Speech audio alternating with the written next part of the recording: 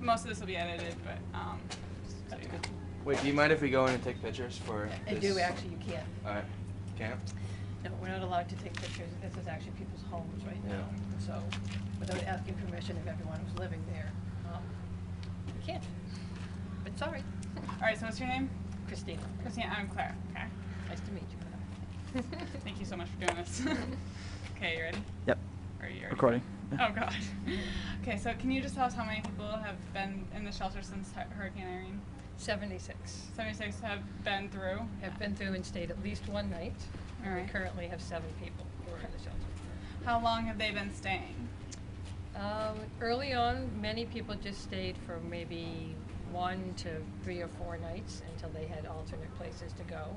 And some people have actually been here since it happened, so they've been here for 12 days. So those people have been going to family members' houses, friends. Yeah, most etc.? people will try to go to family or friends first, or find a rental or wherever else they can. And sometimes what we act as is an emergency shelter, so we offer people a place in an emergency for their immediate needs. They have a place to sleep, they can get food, they can get clothing, and take showers, and sort of get their head together while they look for what's the next step for their recovery.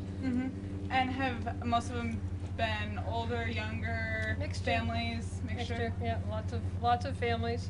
There are lots of families in this area who were affected, and Have these people's homes been just completely wiped out? And the people who are here now, yes. Yes. And at the beginning, some of them were people that were just evacuated because the water was so high. Yeah. And so the police or fire came to their house and said, you need to get out. Yeah. And as soon as it was seeded and they could go back and begin to clean up, then they did. Others, if the house was so destroyed they couldn't go back, then they had to stay or they had to find an alternate solution.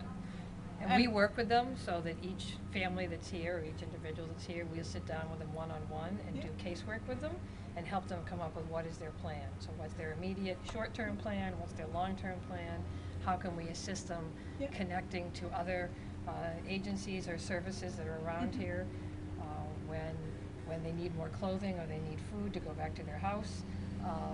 We give them a referral so they can go over to the Haven or to Listen or these other places who are our partnership agencies. And with that referral, they know when they go there that they've already been vetted by us, they've met with us, and we've said, yes, they need assistance, would you please offer it to them free of charge, and that they don't have to go through another round of paperwork at any of those agencies. now, just from like what you've talked to the people that are here, what's their next step? What are they planning to do now? Because I've heard just from most people that the government can only give them like $30,000 roughly because they don't have flood insurance. Yeah. You can't exactly build a home and a life on $30,000. No, but you can start. So you can start to figure out what you can do, whether you're rebuilding, if you owned a home. And I think it's different depending on whether you own the home or whether you rented the home and the level of damage. So everybody's case might be slightly different for what kind of services they can get, either from FEMA, which is federal, or from the state of Vermont, or if they have insurance, or even from the local towns who are helping put them up for a short term until they can figure out what their next step is. Many people will have to go look for rentals.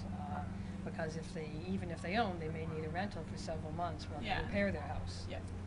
Now, how long do you guys estimate that you'll be here for? We're here as long as people need us.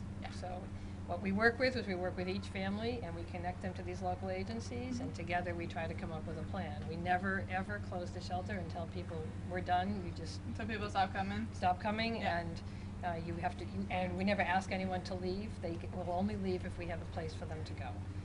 And so we work with them to do that, and if more people show up, we'll continue to take them in. People come in even after a week or 2 weeks to say, I've been staying with friends, or I've tried to stay in. Nice to see you, thank you. Or they have tried to stay in their home, and after a week, it's like camping, and they just need to come someplace, and maybe that's just for a day or two to then figure out their next steps. So we help with that too. And when we do close, we'll give 24-hour notice, and we'll notify the towns in the area, emergency services departments. When we do close, we'll leave an emergency number that people can call, so if they do have those needs, we'll be able to connect them right away to other services and places that will offer them housing in the short term. How far have people been traveling to come here? Well, initially, during the hurricane, we had people who were here from Maine and west who were traveling. There was a guy that was on his way to Montana, and he got caught in Oh, storm. yep. Buses couldn't go anywhere, they came here. Oh, So we Lord. had several out-of-staters, you know, probably a half a dozen or maybe up to 10 people from out of state. And as soon as roads were open and they were able to leave. They were able to travel Yeah, out, then they traveled on. But most of the people are local. Most of them are Vermonters, out to Sharon, Bridgewater, Woodstock, Ludlow, just the whole area. Where's the next closest shelter? Next closest shelter, there's one in Bethel. The town of Woodstock had one. It wasn't run by Red Cross, but they did have a shelter. I actually don't know if that was still open.